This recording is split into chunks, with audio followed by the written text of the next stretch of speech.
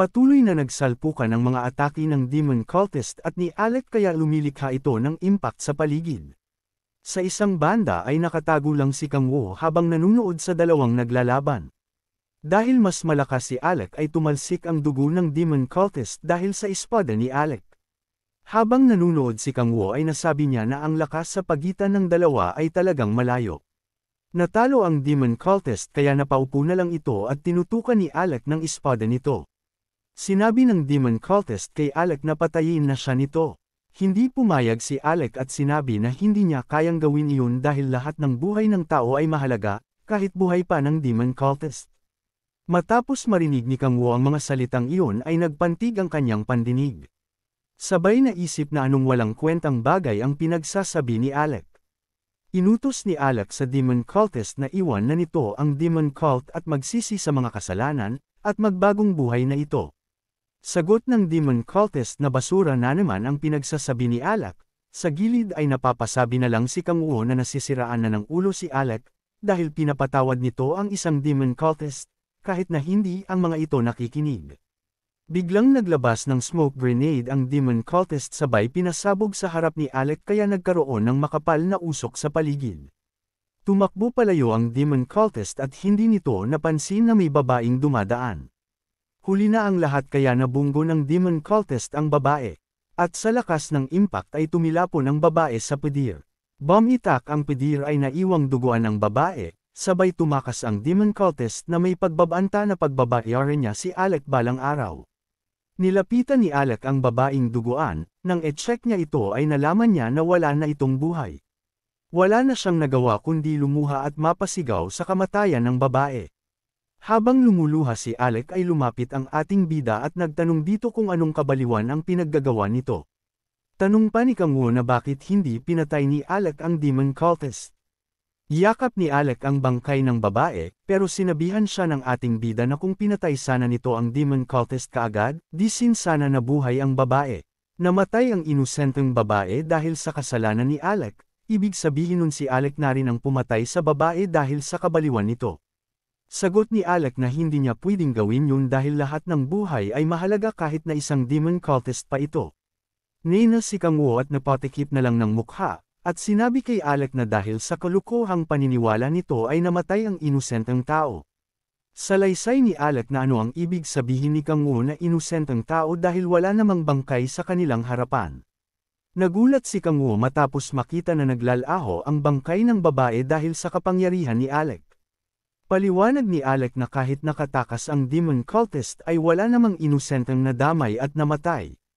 Gaya ng pinapakita niya, ngumiti ng walang emosyon si Alec habang pinapakita kay Kang Wo na wala namang tao sa kanilang harapan. Kaya ibig sabihin nun ay walang nadamay na inosenteng tao. Ngumiti na lang ng pademonyo ang ating bida matapos mapagtanto na talagang baliw si Alec Osborne. Nakakalokong ngumiti pa si Alec Osborne sa ating bida habang hawak ang damit ng bangkay ng babaeng naglaho. Ayon sa ating bida, batid niyang medyo maluwag ang tornilyo ni Alec, ngunit hindi niya inaasahan na mas baliw pala ito kesa sa inakala niya.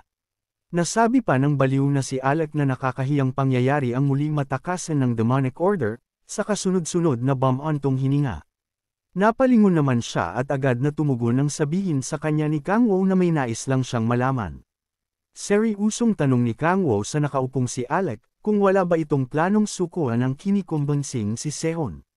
Nag-akma naman ng pagtayo ang lalaki sa kasumagot na dahil bilang lang ang mga protector, plano niyang gawin ang lahat upang mapapayag si Sehun. Saad pa ni Alec na alam niyang tinuturing ng ating bida si Sehun bilang nakababatang kapatid, ngunit dapat maintindihan ni Kang Wo na kinakailangan nito upang mailigtas ang mundo at ang sangkatauhan. Napatawa na lang ang ating bida matapos mapakinggan ang mabulaklak na pananalita ng lalaking kaharap. Pagpapatuloy pa ni Alec na nakatakda si Sehun upang magligtas ng maraming buhay, kasabay ng pagkayam ng kamao na animoy positibo sa lahat ng bagay. Matapos ito sinabi nagpaalam na si Alec, ngunit may pagbibiling sinabi pa sa ating bida na subukan din itong kumbansihin si Sehun. Habol tingin naman ng ating bida sa papalayong si Alec, habang nasa isip na puro kalokohan ang mga pinagsasabi nito.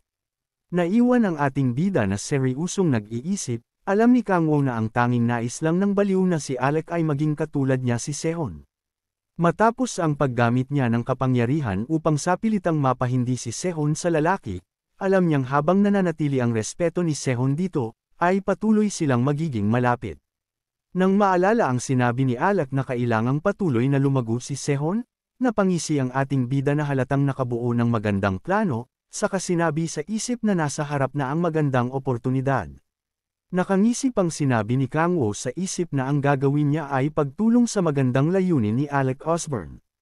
Isang mapayapang gabi ang makikita habang nasa loob ng gusaling kanyang tinutuluyan si Alec Osborne, na seryosong nakaupo sa sofa at katabi ang kanyang armas na espada. Tahimik niyang inalala ang usapan sa pagitan nila ni Kang Wo at ang may paninising sinabi nito, na buhay pa sana ang babae kung tinapos niya kaagad ang demonic order. Gayunpaman, nakangiting sinabi niya sa sarili na marahil mahirap para kay Kang Wo na unawain ang layunin nila, na mailigtas ang lahat dahil hindi naman ito isang protector na gaya nila. Naikuyong pa nito ang dalawang kamay, habang bakas ang pagnanais na maipaintindi din sa ating bida ang kanilang matibay na pinaniniwalaan. Natigilan naman si Alec sa pag-iisip nang marinig ang takot na sigaw ng isang babae, mula sa di kalayuan. Mabilis siyang tumayo upang hanapin ang pinanggalingan ng sigaw, nang muling marinig ang tinig ng babaeng humihingi ng tulong. Parang kidlat niyang tinungo ang rooftop nang mapagtanto na doon nanggagaling ang tinig. Animoy isang superhero ang pagbagsak nito sa sahig, tanan ng kanyang espada at ang pag-asang walang nangyaring di maganda. Agad naman siyang natigilan nang makita sa dilim ang demonic order na nakaharap kanina. Bungad pa sa kanya ng nakamaskarang lalaki na nakamamangha ang bilis ng pagdating niya, kaya't nararapat sa kanya ang titulo na Sword of Justice. Nakangising tanong pa nito kung hindi ba masaya si Alec, dahil muli silang nagkita matapos lang ang ilang minuto. Sagot naman ni Alec na marahil hindi napapagod ang demonic order na kaharap, saka itinanong kung nasan ang babaeng humihingi ng tulong. Nakangising humawak naman sa mukha niya ang demonic order, kasunod ang boses babaeng malakas na pagsigaw ng paghingi ng tulong. Nakakairito pang sigaw nito na nais siyang patayin ng Sword Justice. Nang mapagtanto ni Alec ang ginawang pangloloko sa kanya ng demonic order, di makapaniwalang tinitigan niya ito habang halata ang bahagyang pagkainis. Tumatawang pang-asar naman ng nakamaskarang lalaki na ang tanging naloloko lamang, ay ang mga taong tanga at mahihina ang utak. Kasunod nito nagseryoso ang demonic order sa kasinabing, may nais siyang itanong kay Alec na seryoso ding nakatingin. Naningkit ang mga mata ni Alec nang sabihin ng lalaki, na naalala siyang may napatay siyang babae bago tumakas. Kasunod nito itinanong pa ng demonic order, kung wala bang plano si Alec na patayin siya sa kabila ng kanyang nagawa. Napapikit at hindi magawang umimik ni Alec matapos marinig ang nakakalokong tanong ng demonic order. Nang makita naman nito ang reaksyon niya, malakas siya nitong pinagtawanan, lalo na sabihin ni Alec na hindi niya alam ang sinasabi ng lalaki. Pagdepensa pa niya na walang ibang tao sa lugar nung oras na yun kundi silang dalawa lang ng demonic order. Lalong lumakas ang tawa ng lalaki saka di makapaniwalang sinabi, na paanong ang kilalang Sword of Justice ay binaliwala ang pagkamatay ng isang tao. Patuloy na pangungutya pa niyang sinabi, na isang tanga ang tinatawag ng lahat na hero. Kaya't mahigpit na napahawak si Alec sa kanyang espada, kasunod ang tangkang paghugot. Dito, seryoso pa niyang sinabi sa demonic order na kung totoo ang mga sinabi nito, sisiguraduhin niya pahihirapan ito habang siya ay nabubuhay. Itinaas naman ng lalaki ang kanyang matutulis na kuko kasabay ang mapang-asar ng ngisi, nang masigurado nito na hindi siya papatayin ni Alec hanggang sa huli. Tuluyan niyang hinugot ang nagliliwanag na espada kasunod ang ayos ng tindig, saka sinabing hindi maiintindihan ng isang kagaya ng demonic order, kung gaano kasagrado ang paniniwalang mailigtas ang lahat. Napamura naman ang lalaking nakamask sa kasinabing tantanan ni Alec, ang mga walang kwentang pahayag at sumugod na lang sa kanya. Nang marinig ito, mabilis na sumugod si Alec sa kinarurunan ng lalaki habang hawak ang nagliliwanag na espada. Nandidilim ang mukha nitong sunod-sunod na iwinasiwas ang espada upang atakihin ang mapang-asar na lalaki, ngunit sinasadya niyang hindi patamaan ang patuloy sa paglalarong demonic order. Inis pa niyang sinigaw na bakit puno ng katangahan ng ugali ng Lokaking inaatake. Saad naman ng nakamaskarang lalaki na alam niyang gagawin ito ni Alec, kasunod ang pagkayam ng kamao at binigwasan ang kagiliran ni Alec. Dahil sa mga nakitang kilos ni Alec, Nasabi pa ng demonic order na si Alec ang nagpapakita ng labis na katangahan. Tumilapon ang tanggang Sword of Justice matapos matamo ang malakas na bigwas. Kasunod nito nanlaki pa ang mga mata niya nang makitang magpalabas ng malalaking apoy mula sa kamay ang demonic order. Hindi pa man siya nakakabagsak sa sahig, ay muli niyang natamo ang malakas na atake ng lalaking demonic order gamit ang apoy.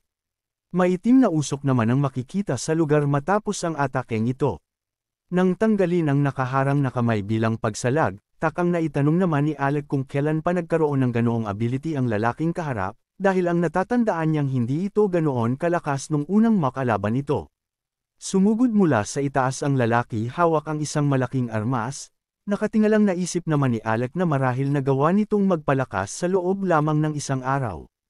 Agad siyang naghanda sa paparating na atake, habang nakaplanong iwasan ang weapon ng papasugod na lalaki. Nanlaki naman ang mga mata niya dahil nang iwas-iwas ang espada paarap, mabilis na naglaho ang weapon na hawak ng lalaki dahilan upang taranta niyang ibahin ang Derek Sion. Nang ngingit-ngit ang kanyang mga ngipin nang subukang muling kabijin ang espada direkta patungo sa lalaki. Ngunit bago pa man niya ito magawa, isang malakas na suntok sa mukha ang natanggap niya. Malakas na tumilapon si Alex sa sahig dahil sa di inaasahang atake na pinakawalan ng lalaki. Kapit pa niya ang kanyang mukha habang dumadaing dahil sa sakit, ramdam niya ang lakas ng lalaki na hindi kagaya sa una niyang nakaharap. Habang naglalakad papalapit ang lalaki, namulagat ni Alec ang kanyang mga mata nang maisip na ibang tao ang kaharap at hindi ang demonic order na nakalaban niya. Alam niyang may isa lamang paraan upang mabilis na lumakas at maging makapangyarihan ang mga demonic order. Kasabay ng pagbangon ni Alec inalis niya ang pagkakatakip ng kamay sa isnag mata. Sa kasandaling tinitigan ang papalapit na demonic order. Matapos ang pagsusuring ginawa gamit ang kanyang umiilaw na berdeng mata, agad na itanong ni Alex sa kaharap kung isa ba itong demon. Habang ang lalaki ay walang emosyong nakatingin, winasiwas ni Alec ang kanyang espada patungo sa ating bida. Kumilos ito ng napakabilis para talunin si Kang Wu pero mabilis namang nakakailag ang ating bida. Sinisigaw ni Alex sa nagpapanggap nating bida na sumuko na ito. Nagbuntong hininga na lang si Kang Wu habang sinasalag ang mga atake ni Alec. Napaisip na lang siya na kahit sa pagkakaalam ni Alec ay demon cultist siya, pero gusto pa rin siya nitong talunin ng hindi napapatay. Nadismaya si Kang Wu kay Alec dahil hindi nito kayang pumatay ng kalaban, kaya naisip niya na hindi karapatan dapat na maging guardian si Alec dahil paniniwala nito. Sa nakaraan, sa isang abandonadong lugar nagtago ang demon cultist na nakalaban ni Alec sa iskinita. Tumatawa pa ito dahil nasa ligtas na lugar na siya. Maya-maya ay nagkaroon ng pagsabog sa may pader, kaya nasabi niya na na-ambush siya, bago pa lang siya nakaka-recover pero nasundan siya agad. Kaya nilabasan na niya ang kanyang matatalim na kuko para kalabanin muli si Alec sa pag-akala na hindi siya tinigilan ni Alec. Pero laking gulat niya nang hindi si Alec ang nagpakita kundi ang ating bida na inuubo dahil sa alikabok. Tanong ng demon cultist na kung kasamahan ng ating bida ng mga guardians. Naglakad si Kang Wu paabanti at sinabi sa demon cultist na kung alam nito ang tungkol sa mga guardian ay magandang pagkakataon natin para itanong dito ang tungkol doon. Sagot ng demon cultist na kung sa palagay ba ng ating bida ay magsisilite siya. Tumawa lang si Kang Wu sabay inactivate ang kanyang transcendent equipment, at sinabi sa lalaki na kusa itong aamin sa kanya. Ang transcendent equipment ni Kang Wu ay naging sandata sa kamay na may authority of seal, ang kapangyarihan na kayang iselyo ang kapangyarihan ng iba, na nakuha niya noong matalo niya si Baek Kangyan. Sumugod si Kang Wu nang napakabilis para atakihin ang lalaki at nakangiting sinasabi na pepwersahin niya itong umamin sa kanya. Binigwasan ng ating bida ang demon cultist ng isang atake sa sikmura na naging dahilan para mapasuka ito ng dugo at tumilapon ang maskara. Matapos noon ay ngumiti pa ang lalaki sabay inangat ang kamay na may matatalim na kuko para atakihin si Kang Wu, habang naiisip na mabilis nga ang ating bida pero isa naman itong tanga. Laking gulat niya nang biglang mawala ang matatalim niyang kuko at unti-unting naglalaho ang demonic energy sa kanyang katawan. Naging aktibo ang skill na authority of silang kaya nawala ang demonic energy ng lalaki at unti-unting nahigop ni Kang Wu. Pagyayabang pa ng ating bida na kung magsisimula na bang magsalita ang demon cultist. Tumawa ang demon cultist at sinabihan ang ating bida na huwag siya nitong patawanin. Nainas ang ating bida kaya binigwasan niya ang lalaki sa pagmumukha. Ginamitan ni Kang Wo ang demon cultist ng authority of subordination para gawing tagasunod at umamin sa mga itatanong niya. Dinukot pa ni Kang Wo ang bunganga ng lalaki sabay ginamit ang authority of hellfire at sinunog ang loob ng katawan nito. Matapos noon ay binunot na ni Kang Wo ang kamay sa bunganga ng lalaki kaya nagtanggalan ang mga ngipin nito, saka bumulagtas sa lupa.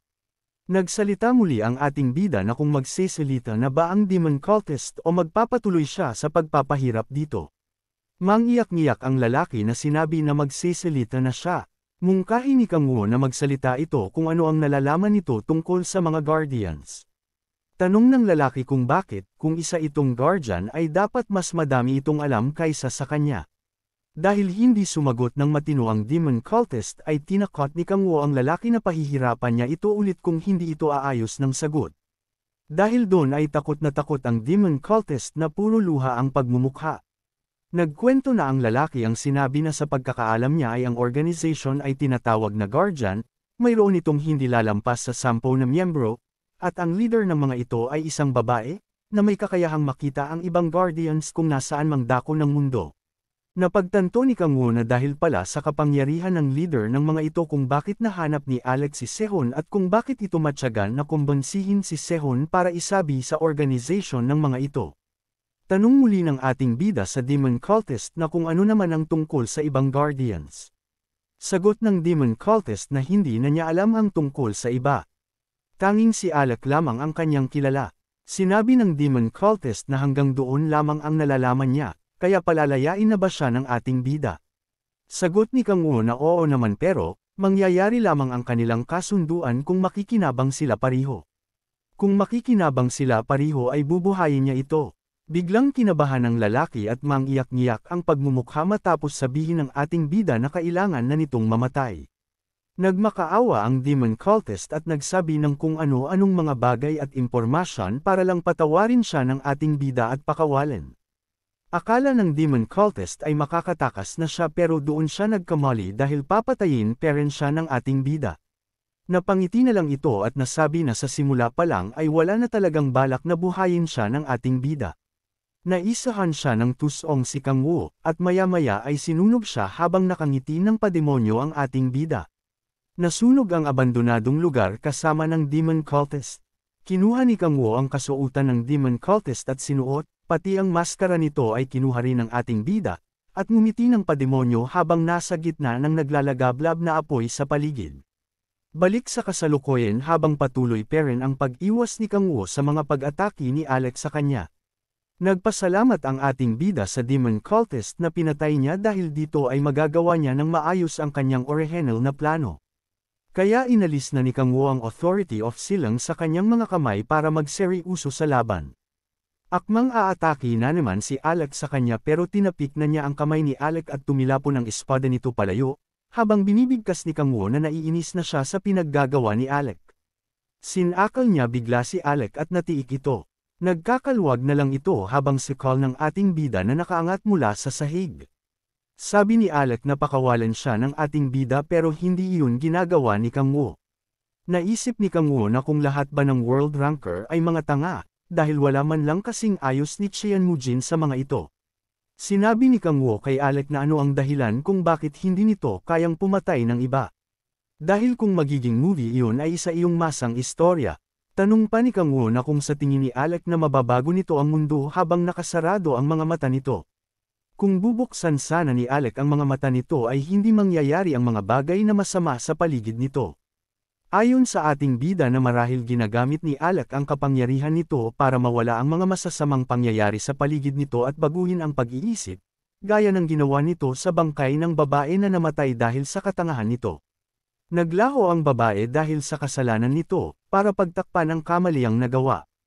Dagdag pa ng ating bida na niloloko lang ni Alec ang sarili nito, kaya bumalik na ito sa tamang katinoan para maging maayos ang lahat. Sagot ni Alec na hindi alam ng ating bida ang buong katotohanan. Sinabi ni Kang Wo na wag na itong magsalita pa dahil malapit nang dumating ang protagonist ng kwento. Maya-maya nga ay nagkaroon ng pagsabog sa pintuan, at dumating si Sehun para tulungan si Alec. Tanong ni Sehun na kung ayos lamang si Alec. Tanong ni Sehun sa nagpapanggap nating bida na sino ito. Nanahimik naman si Kang Woo at naisip na babaguhin niya ang kanyang boses para di mahalata ni Sehun. Maangas na sinabi ng ating bida habang sikol si Alec na siya ang kamatayan at ang katapusan. At siya din ang ama ng lahat ng may galit, siya mismo ang galit. Walang iba kundi si Satan.